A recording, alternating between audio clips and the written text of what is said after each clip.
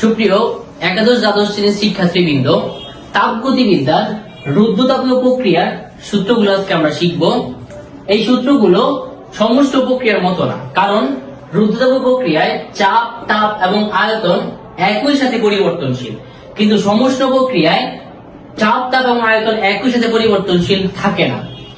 এখানে প্রথম সূত্রটা আমরা একটু খেয়াল করি, P1B1 গামা সমান সমান P2B2 to the power gamma. এই সূত্রটা ক্ষেত্রে আমাদের কোনো সমস্যা হয় না, কিন্তু দ্বিতীয় এবং তৃতীয় সূত্রের ক্ষেত্রে আমরা গোলমাল কাটিয়ে ফেলি যে উপরের গামাটা কোন সূত্রের উপরে।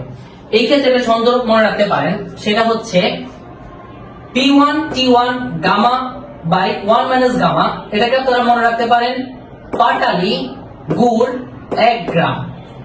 পাটালি থেকে পি, পাটালি গুড় 1 গ্রাম। এখানেও সেম, পাটালি গুড় 1 গ্রাম। আর তৃতীয় সূত্রের ক্ষেত্রে মনে রাখতে পারেন টিভি গ্রামে 1টি, টিভি গ্রামে 1টি। এই তিনটা সূত্রই আজকে আমাদের আলোচ্য বিষয় ছিল। এই তিনটা সূত্র থেকে কিন্তু প্রত্যেক বছরই প্রশ্ন আসে, খেয়াল করে সূত্রটি শিখে নেবেন।